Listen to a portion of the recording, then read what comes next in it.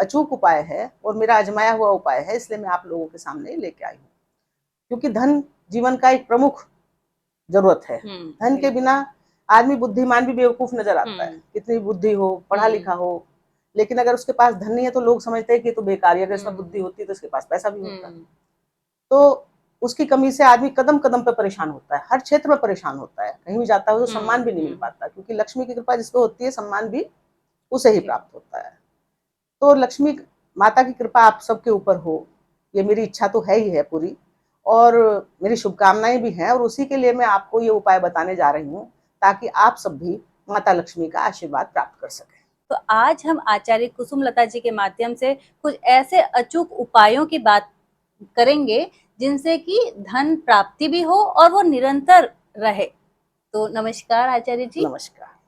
मेरे सभी प्यारे प्यारे दर्शकों को मेरा हार्दिक नमस्कार।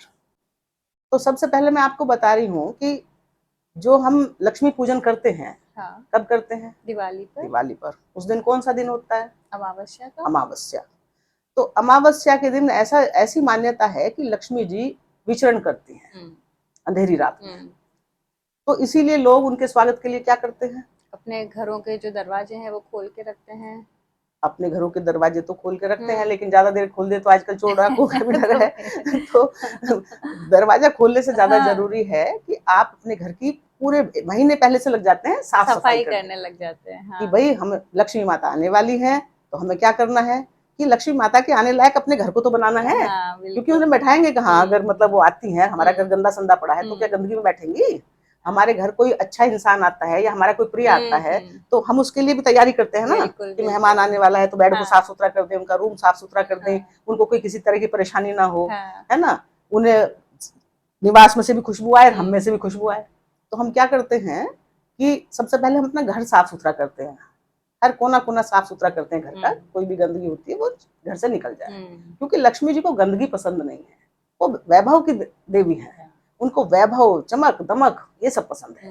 तो जब उनको चमक दमक पसंद है तो हम क्या करते हैं कि लाइटिंग लगाते हैं घर को, फिर सजाते हैं। पहले सफाई करते हैं, फिर सजाते हैं घर, और उसके बाद क्या करते हैं?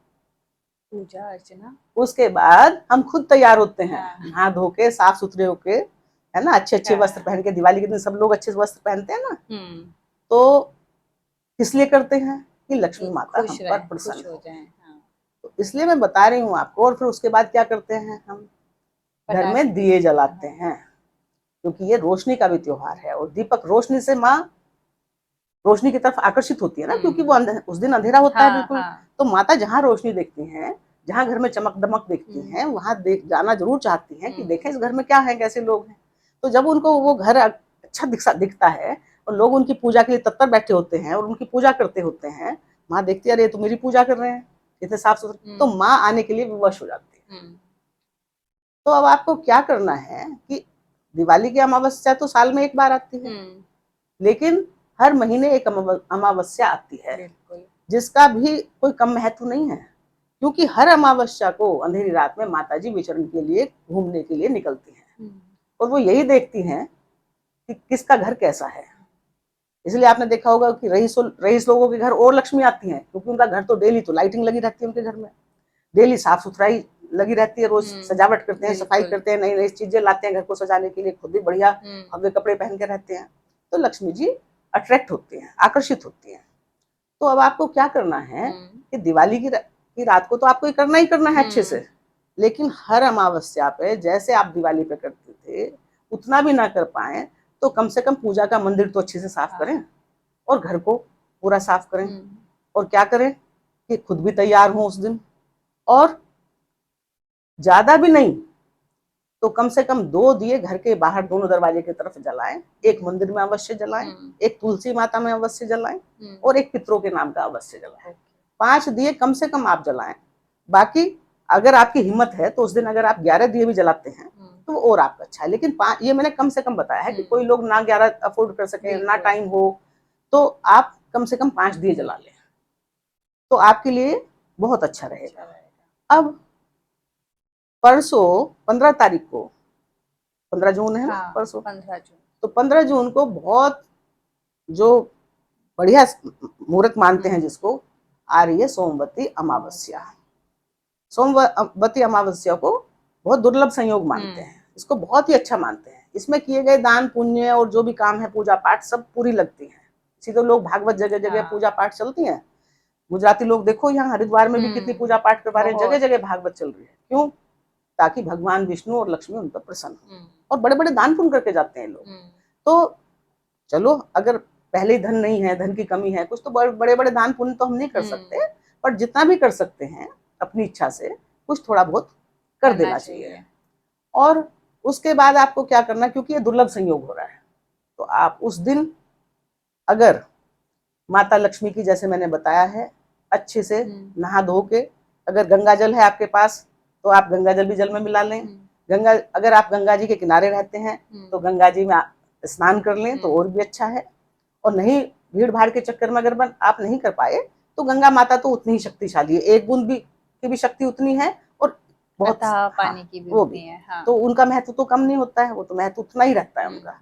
तो आप अपने जल में, नहाने के स्नान के जल में थोड़ा सा गंगा जल मिला लें, उसे स्नान करके पहले आप घर को साफ सुथरा कर लें, फिर आप खुद तैयार हो जाएं। शाम के समय गोधूली बेला में आप 2 दिए दरवाजे के दोनों तरफ जरूर लगाएं, और माता लक्ष्मी का पूजन करें ध्यान से बैठ के। और अगर अपने, क्योंकि दिवाली पे क्या करते हैं, हम सामूहिक पूजा करते हैं सब लोग परिवार के, तो माता प्रसन्न होती है। क्योंकि एक आदमी की आवाज में कम ताकत होती है, वही बात 50 लोग करते हैं तो वो ध्यान से ज्यादा सुनी जाती है। आप किसी ऑफिस में भी जाते हैं, डीएम के पास या कहीं, तो आप इकट्ठे होकर क्यों जाते हो सारी सोसाइटी के लोग, ताकि उन्हें लगे भी बहुत सारे लोग आए हैं तो इनकी बात हमें जल्दी सुननी पड़ेगी। तो अगर आप परिवार के सारे मेंबर बैठकर माता लक्ष्मी का ध्यान करते हैं, उस दिन पूजा करते हैं, स्तुति करते हैं, तो और साथ में गणेश जी की पूजा, बाकी तो आप जो रोज करते हो वो सब करनी चाहिए, वो करते हैं, तो आपके पास यकीन मानिए लक्ष्मी माता प्रसन्न होकर दौड़ी चली आएंगी, और आपको जीवन में कभी धन का अभाव नहीं होगा। तुलसी माता में भी एक दीपक जरूर जलाएं, और पितरों के नाम से, पितरों के नाम का एक दीपक, क्योंकि पितृ जो करते हैं, ये पितृ आजकल पितरों के तर्पण, सोमवती अमावस्या पे, पुरुषोत्तम मास है, पितरों के लिए बहुत कुछ पूजा पाठ की जाती है। आपके पितृ शांत होते हैं, खुश होते हैं, तो बहुत सारे कष्ट आपके जीवन से वैसे ही चले जाते हैं। तो दरिद्रता भी एक जीवन का बहुत बड़ा कष्ट है, बिल्कुल, जो कई बार हमारे पितृ जिन्हें हम याद नहीं करते ना, कुछ लोग ऐसे रहते हैं कि अरे चले गए, क्या याद करना, उनके नाम का क्या निकालना, उनका ध्यान नहीं करते, तो पितृ ना थोड़े कुपित हो जाते हैं कि हमने इनके लिए इतना किया, घर बार जमीन जायदाद सब छोड़ के आए, और इनके पास हमारे लिए एक दिन भी नहीं है हमें याद करने का या हमारे नाम का कुछ निकालने का।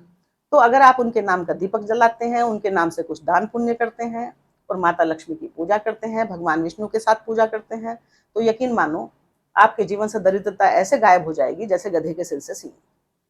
और इसके अलावा आप एक नियम बना लें, ये तो आप नियम बनाएंगे कि हर अमावस्या को आपको दीपक जलाना है, हर अमावस्या को दरवाजे के बाहर, हर शनिवार को भी आपको दीपक जरूर जलाना है।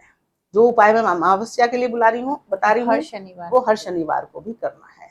तो मैंने आपको एक इतनी कीमती जानकारी दी है, अगर आप इसे अपने उपयोग में लाएंगे तो मुझे पूरा विश्वास है कि बड़ी से बड़ी गरीबी से भी आप बाहर निकल आएंगे, और एक दिन मुझे याद करेंगे कि मैंने आपको कितना अच्छा उपाय बताया था। तो मेरी शुभकामनाओं के साथ मैं बस इतना ही कहना चाहूंगी, ज्यादा समय मैं दर्शकों का नहीं लूंगी। मेरी बहुत सारी शुभकामनाओं के साथ मेरा यही कहना है कि मैं चाहती हूँ कि हमारे देश में कोई भी गरीब और निर्धन ना रहे, सबकी निर्धनता दूर हो, माँ लक्ष्मी का आशीर्वाद कृपा सब पर बरसे। धन्यवाद, नमस्कार।